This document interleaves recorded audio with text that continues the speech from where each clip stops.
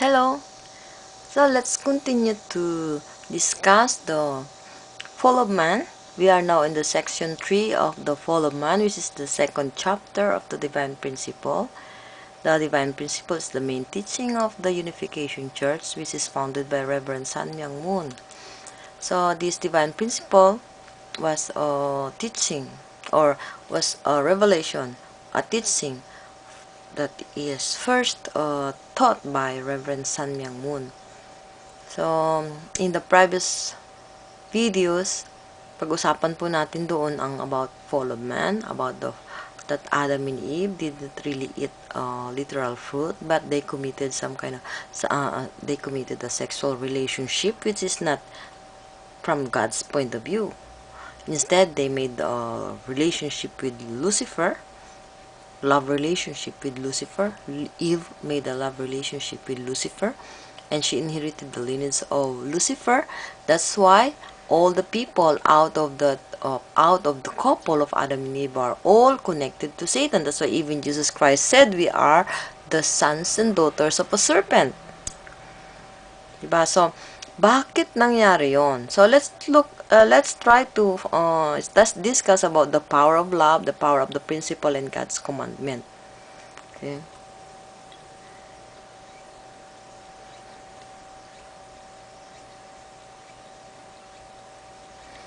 For human beings, the force inherent in the principle guides their growth and their proper direction. So, meron principle na nag-guide sa atin para tayo ay mabuhay, mag-grow ang katawan natin into maturity and our mind into maturity.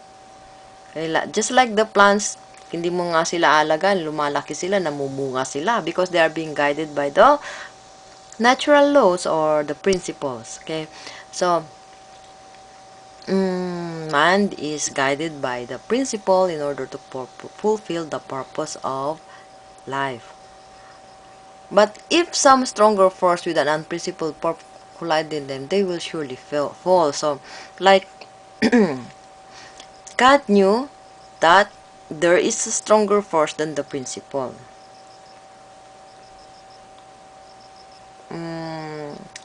Kapara siya ng train, no? Meron siyang rail. So, pag sinusunod lang ng train yung rail niya, darating siya sa destination niya. Pero kapag merong stronger force that will bump the train, it will be derailed. Ganon din ang tao. So, sinusunod natin ang principle, kaya tayo, we are growing naturally, we are becoming mature naturally. But, there is a force na stronger than the principle, and that is the force of the power of love. Power of love is heavier. Power of love is stronger than the force of principle. Kapag love na yung umandar, nawawala na yung alam natin in terms of truth, in terms of principle.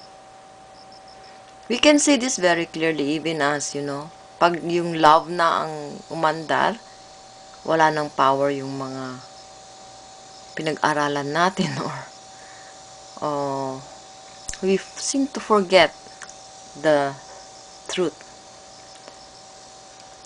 This is not applicable only to youth, but also for everyone, even married people. So God knew very well that the power of love can overcome Adam and Eve when they are confronted with this power. That's the reason that God gave the first man and woman a commandment to prevent the unprincipled love to overcome them. God gave them the commandment. So the principle plus the commandment will be strong enough to overcome whatever unprincipled love they may encounter. So to prevent them from making a mistake, God made a commandment. What is this commandment anyway? It is written in Genesis 1:27.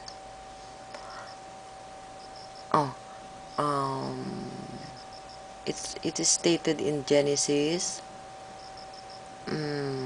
Do not eat the fruit. Yeah, I think it's on Genesis 1:27. Do not eat the fruit. If you eat it, you will surely die. So that is the commandment. Do not eat the fruit means do not commit any sexual relationship before you are married. Before God marries them as husband and wife. That is the commandment. Of all the fruit, sabi niya ganun, pwede nyo kainin yung lahat ng prutas dito sa ano. Pero yung fruit of the tree of knowledge of good and evil, this tree is not physical tree, diba? It's Eve. It's Eve's love. It's Eve's love. So, it's the commandment for them not to eat the fruit. But, unfortunately, they forgot the commandment. Sabi ni Lucifer, yung sinabi ng Diyos, mamamatay. Hindi ka mamamatay. Mamumulat at ang iyong mga mata at magiging kapares ka ng Diyos. Ganun. And this tempted was, because of this, Eve was tempted. And they commit the spiritual fall, and later Eve also nag-ano rin siya kay Adam. He also seduced Adam, and he also committed the fall physically. So, bakit ano ba yung purpose ng commandment? The commandment is an object of God, object of faith for Adam and Eve. Adam and Eve can show their love and their faith to God by keeping the commandment. Nung tinempt sana ni Lucifer si Eve to show his love for his father, Eve should have gone immediately to God. Sabi niya, oh my father, si Lucifer sabi niya, pag kumain daw ako ng puto, hindi daw ako mamamatay. Then God would have done something. Teach her, no.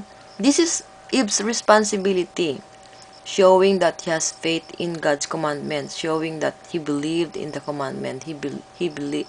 Showing that she believes in God. Pero she forgot that. Overcome by the power of unprincipled love. Si Adam, he should have gone to God when Eve was tempting him. But these things didn't happen.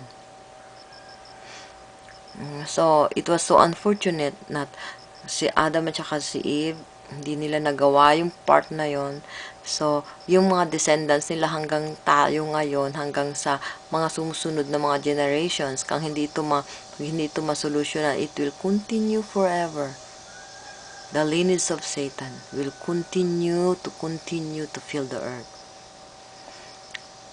Kaya sa Unification Church, we want to teach this divine principle, especially to everyone, that we have to keep the commandment, to have faith in the words of God, and do our portion of responsibility.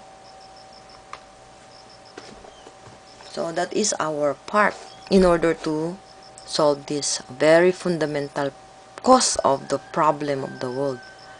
Tiyak matusolve ito pag susundin natin itong principles na nakikita natin, na pinag-aaralan natin dito.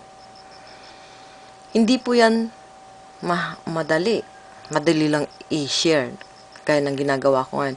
It's not easy to really become an embodiment of God's will. But it's possible. I can testify it by myself. No? God's commandment can make us fruitful. By following this principle, we can become matured and become a person who could share God's love, who could become God's object of joy.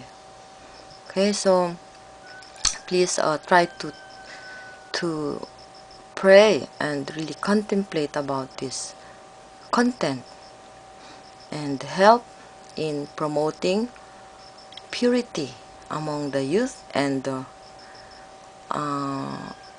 fidelity among the husbands and wives. So thank you for your time, your interest. See you next video. Bye.